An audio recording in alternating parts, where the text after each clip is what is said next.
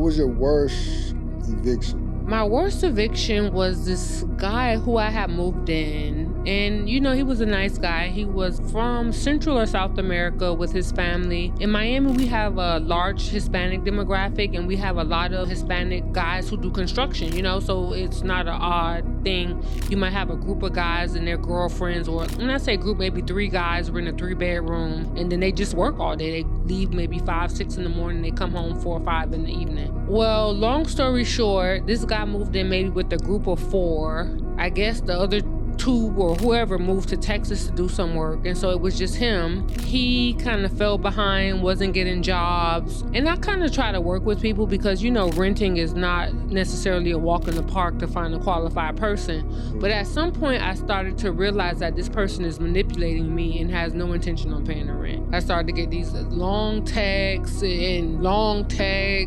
story after story, and I'm like, Natasha, look at the writing on the wall. This man is not going to pay your rent. So I commenced the eviction process, which isn't immediate, but does happen. So on the big day where the sheriff meets you out there, you go change the locks, you got to manually move their things out. I get there, the girlfriend is there with their newborn baby.